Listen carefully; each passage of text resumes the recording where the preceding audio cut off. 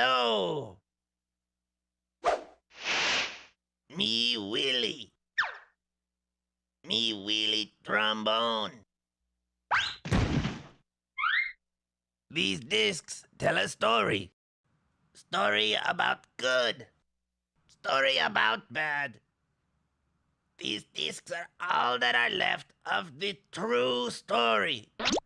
True story of the closing of the third age. Willie know that once you know this truth, then you know what to do. Listen, I tell you. It all starts with Hoborg, a being who had to create because he had to. He make a world full of beauty and wonder. This world, the Neverhood, a world where he could live forever and evermore. Hoborg thought this world would make him happy, but it make him sad. Walking around his big, beautiful new world make him feel all alone. But then Hoborg get him an idea. He said, I know. I'll make a friend to enjoy this world with me.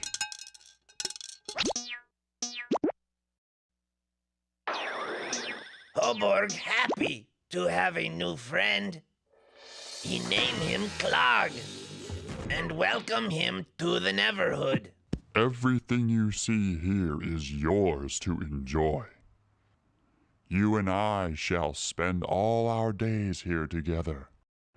With you by my side, I'll make more... Crown! No! No, Clog. This crown is the only thing that you cannot have. I am ruler of this world, the Neverhood, and a ruler needs his crown. Surely you can understand that. Now go and explore your new home, while I go back to my throne room to plan some more people to make. So Hoborg go to make more friends. And Clog start thinking bad things. Sitting in the throne room, Hoborg start thinking about who he make next.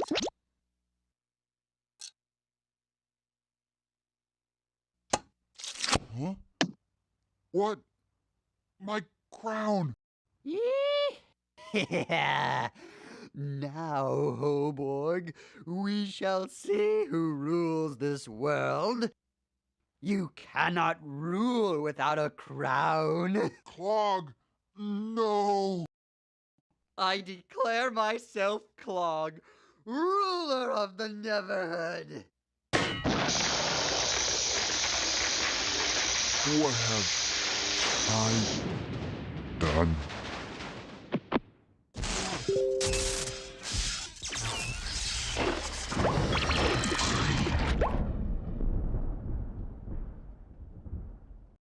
Yow! Shish! My, this baby packs a wallop. What's this? Frozen solid. It seems this crown does more than give you reign over the Neverhood. It's also your secret to life. What a pity. Clog right about that. Without his crown, Hoborg stuck in a big, helpless sleep. Ooh, that Clog scare me. Things look icky, but maybe hope. Maybe a life seed. Hoborg boo-boo with Clog. Clog go all stinky bad. But Willie know what to do. Yes.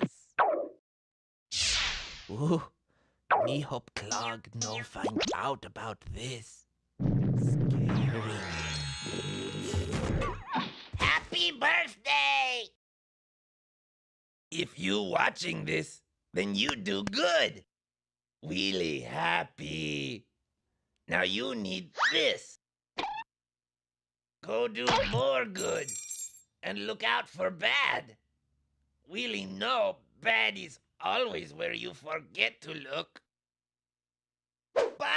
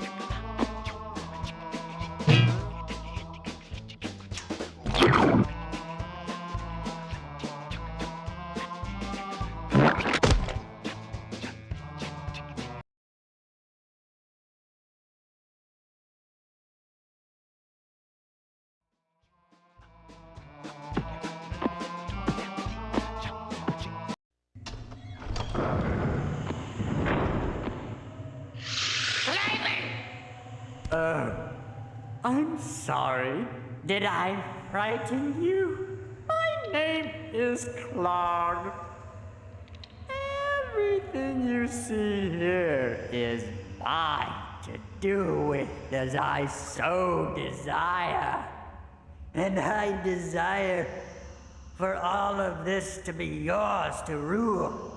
All you have to do is wear the adornment of a king. Yes, the Neverhood crown. You know where this baby goes, so let us make our decision, shall we?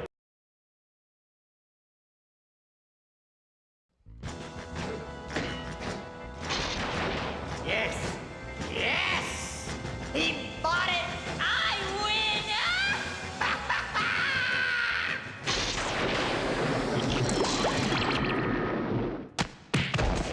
I am the ruler of this world now.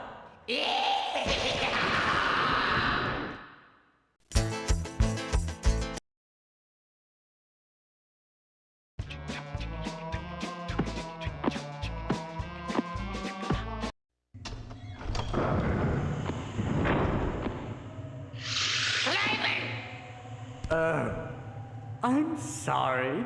Did I frighten you? My name is Clog.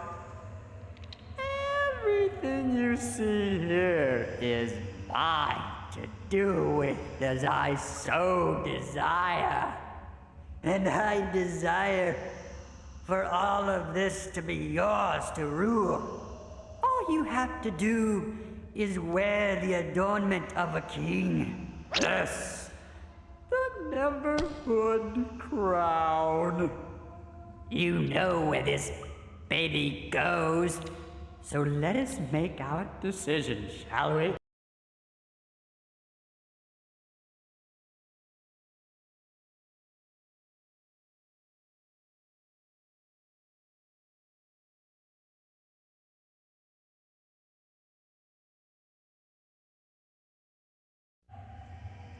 What? What? I know what you're thinking, and you can forget it. Huh? What the?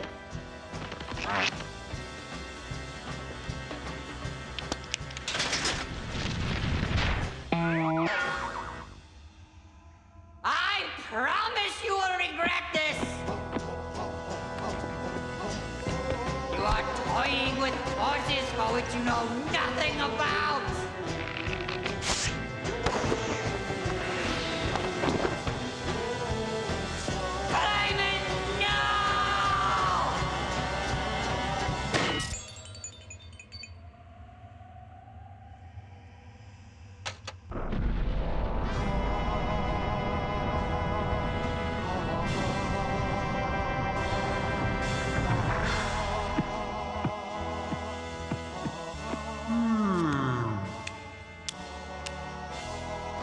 Asleep so long. Who woke me? What is your name? Clayman. Clayman. Yes, of course. Well, stand up, friend. You saved this world and... Die, you old fool! Son of a... You know, I never really understood that guy. Come on, Clayman. We've got a Neverhood to finish. This nursery is where it all starts. So wait here, Clayman, and I'll make you some friends.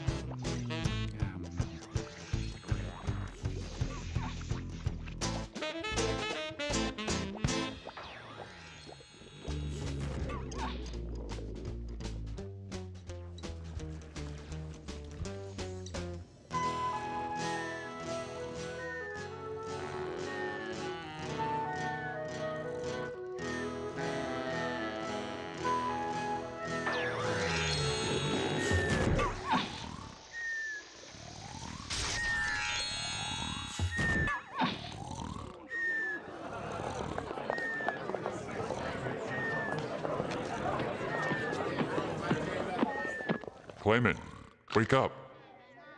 Clayman, wake up! Hey, everybody. This is Clayman. And without his smarts, compassion, and high moral fiber, we wouldn't be here today. Half a cheer for Clayman! Hip hip hoo! It is now time to goof off.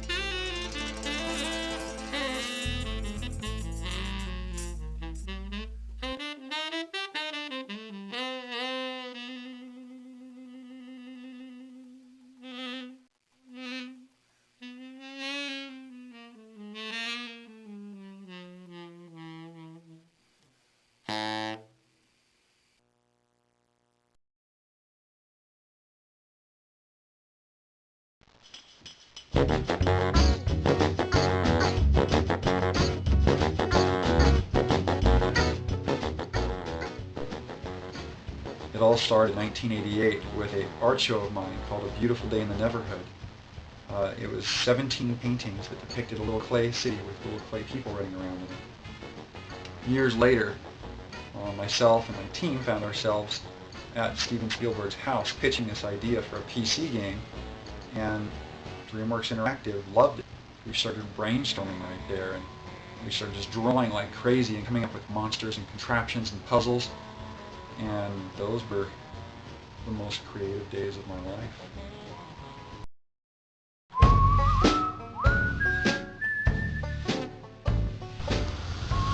The story of the Neverhood is basically taken from the Bible in the account of creation and man's fall from grace. As Clayman, it's up to you to use your free will to decide between right and wrong. In addition to that, you have to figure out who you are and what you have to do to reach that decision point.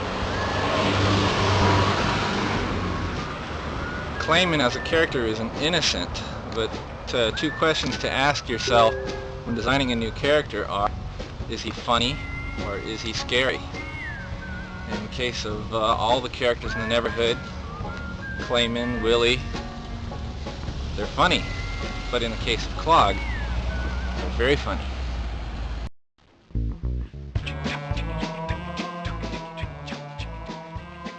After we established the style of the game, we went into the building phase, building the sets. First I mapped out the set and how it was going to be constructed. I ended up building two different sets, a large scale set for the camera to move through, and then a smaller set so that we could show the whole world. We didn't have enough room to actually build the whole world on a larger scale. A lot of the buildings were designed, a lot of it had to do with the limitations of the materials, the wood and the clay. And then some of the other elements of the world, some of the, the trees and a lot of the overhanging elements had to do with just nice compositions for each shot. That was sort of the way that a lot of the look came about, was really had to do with a lot of the restrictions and working around.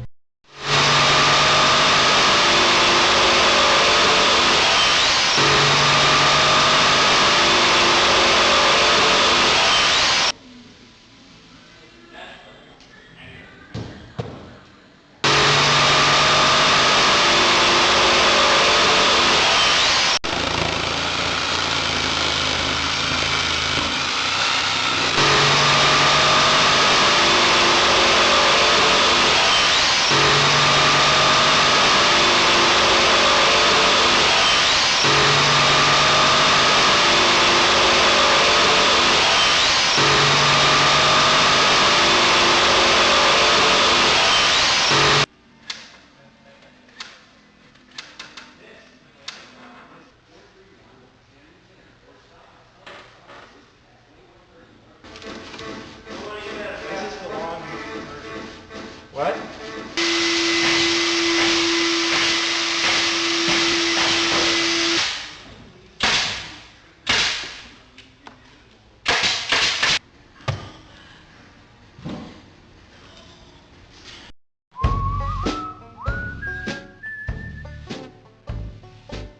We used about 3 tons of clay, I'd say, to cover the sets and the interiors.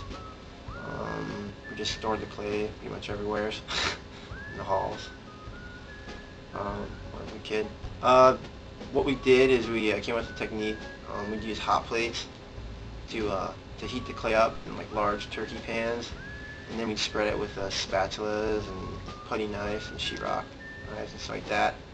The colors that we had to mix, we'd get a sample on paper, and then we'd try and match it as close as we could, or I'd try and match it as close as we could, or whoever. And we just put it on, let it cool down, then we'd have to thumb it to get texture out so it didn't look like frosting on a cake.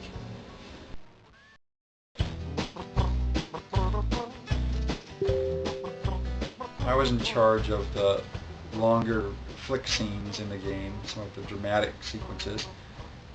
It's a really odd process. I start with storyboards. I draw everything out and paste the timing on it, record the voices, and then have the lighting set up, point the cameras, and after all this prep work, it could be hours for a shot, I finally get to get in and animate. The painstaking process of moving a puppet a little bit and shooting a frame. Moving a puppet a little bit and shooting a frame. And it comes up to being about 15 frames per second.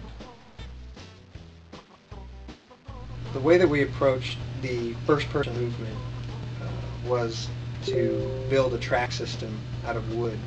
We looked into other systems, motion control camera, and 3D generated artwork, but we wanted to stay away from all of that. We wanted to kind of go the low-tech route. The way that the camera movements are handled, the camera sits down on this track and is moved along in small increments, 15 per second. And the turns are handled by hubs that rotate, that the camera sits on and rotates.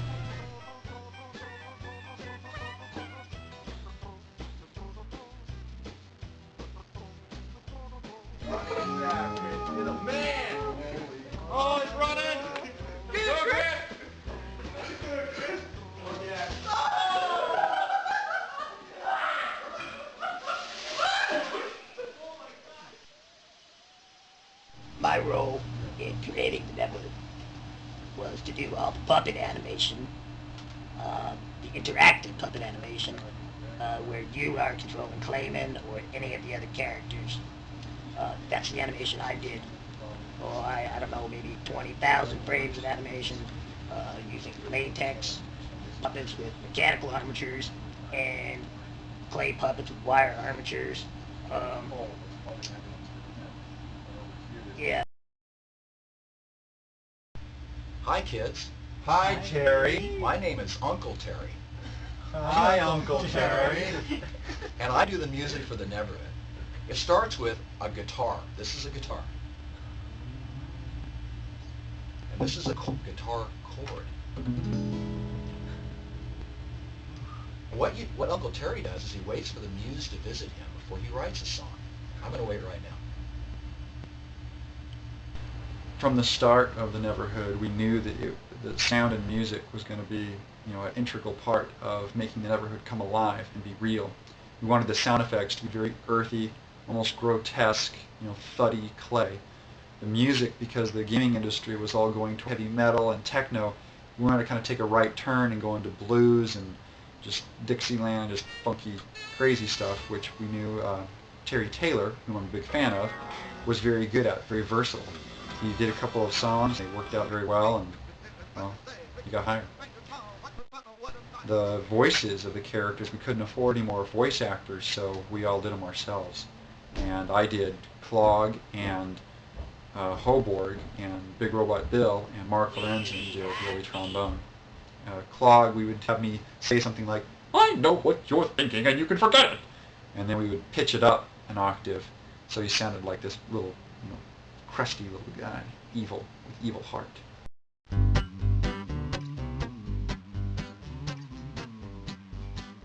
To make backgrounds for the Neverhood, you very carefully plan out how you want the room or the puzzle to look. You build it out of wood, and then you cover that wood with clay, sculpting it to look just right. And then you shoot it with a digital camera, take it into a paint program, touch it up, and build any animations that go with it.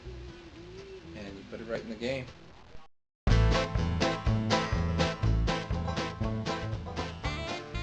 I'm a recovering programmer, and I'm proud of it.